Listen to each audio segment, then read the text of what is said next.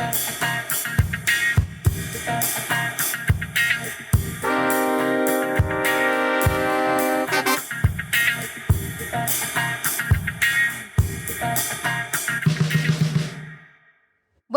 to 4C Radio. We are broadcasting from the Christ University Central Campus, Bangalore. 4C Radio is brought to you by the Department of Media Studies, Christ University. For all who are looking for a platform that focuses on communities, commons, climate, and communication, this is the place to be. What's more, this station is run by the diverse students and dedicated faculty of Christ University. Tune in to experience hard-hitting interviews, fact checks, and myth-busting on ground stories, campus news, and all the creative expressions of our community.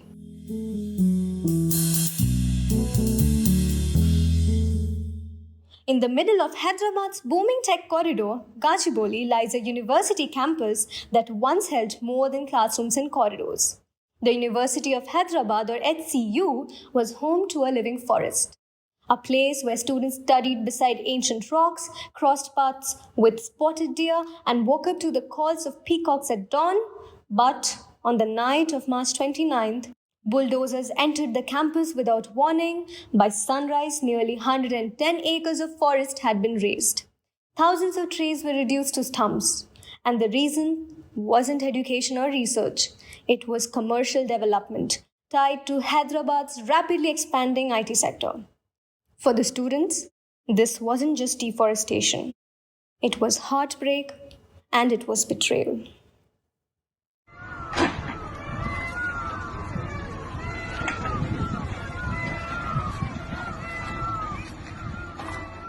In Gachibowli, a fast-growing tech hub of Hyderabad, a dense and vibrant forest inside the University of Hyderabad campus once stood quietly until most of its trees were cut down.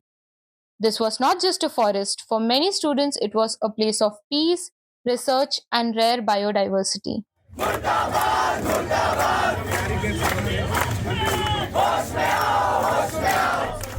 The University of Hyderabad is once again the site of a major student protest.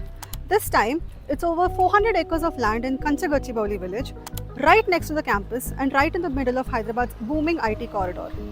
The Revanth Reddy government wants to sell this land to IT companies. They say it's all government land and selling it could earn them thousands of crores. But students, faculty and environmentalists are pushing back because for them it's not just real estate. It's one of the last few remaining green lung spaces in Hyderabad.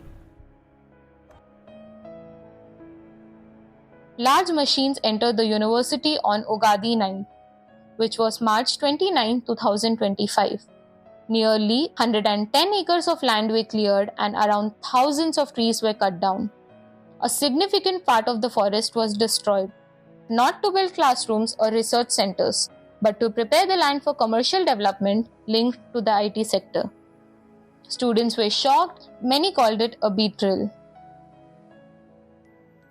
Mahi Sharma, one of the protesters and prominent voice in the movement against deforestation, she says the night the trees were cut down remains unforgettable.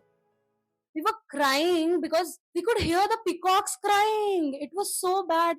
The trees were home to peacocks, deer, birds, and other animals. The students say they tried to protect what they could. I have myself seen in front of my eyes. One of my friends had picked up deer in his hand because he was injured and he took it to the health center. The forest was not just important for wildlife, it was also a unique ecological and geological space with ancient rocks and dense forest. Ayush Singh, General Secretary of ABVP, which stands for Akhil Bharatiya Vidyarthi Parishad, and a PhD scholar at the University of Hyderabad, says he is not opposed to development, but believes it should be focused on strengthening university-centric administration and academic growth. We are not against any development, but do some university-centric administration. You develop, you invite some institute to come and do your research. Because here, whatever the rocks are there, they are not normal rocks. They are from Paleolithic age, even before the existence of human and species. They are naturally formed rocks. Naturally formed lakes are there, bushes are there. Over 230 species of birds, 30 types of butterflies, and more than 20 species of mammals lived quietly in this forest. Among them, the spotted deer, which is Telangana's state animal, roamed freely. This wasn't just land, it was life, and now much of that life has been pushed to the edge. For many students, the larger question remained, why did the university allow this to happen? According to Muhammad Atiq Ahmed, former Students' Union president at HCU, the incident reflects an administrative failure.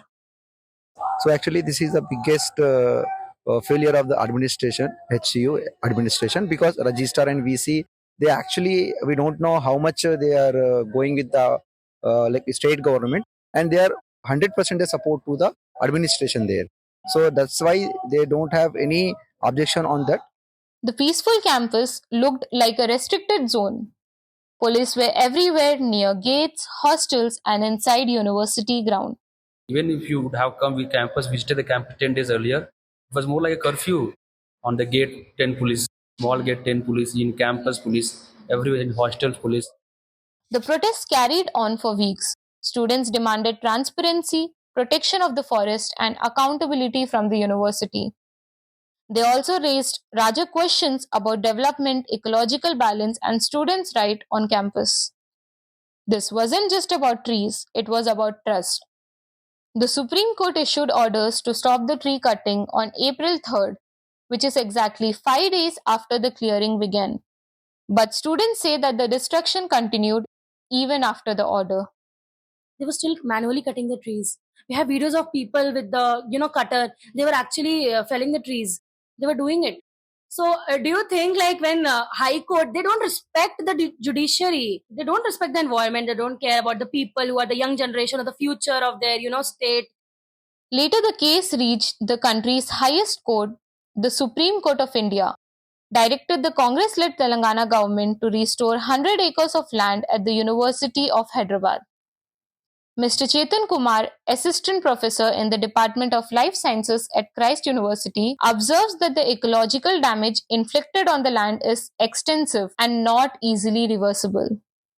To consider this, I feel that once the damage is done, it's done. So, because once native forest has been disrupted, and though the court has given an order to get it back to the original shape, but I don't think it would generally come to that original picture, because mostly they might be an inclusion of invasive species or invasive plant species which might be brought to that area, and that would certainly alter the general biomass or the complete biodiversity interaction in that area. Apart from that, that's one more thing. And the deer species, the axis we generally call as cheetal, it's being now scheduled 2 species of Wildlife Protection Act after the amendment 2022. That species has been residing in that area. The complete herd was being traumatized in general with the bulldozers and everything.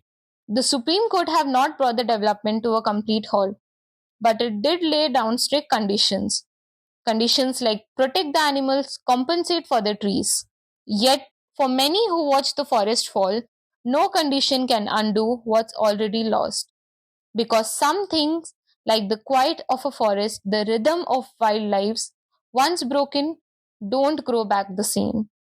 It's a partial win for the protesters, but they say the damage is already done. For those who stood in front of the saw machines and lorries, the fight went beyond legal arguments or court orders. It was about protecting a space they had lived in, learned from, and connected with deeply over the years.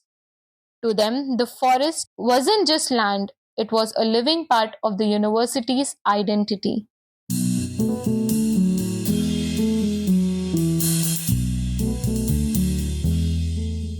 A forest became a battleground, not just for trees, but for hope and a future worth fighting for. Students rose against silence, questioned the meaning of development, and stood firm as bulldozers loomed. Now, we ask, when will progress stop costing us what we can never regrow? This isn't just about trees, it's about truth, power, and protest. But some things, once lost, can't be replanted. This is land, law, and protest. The Gachibowli dispute at HCU.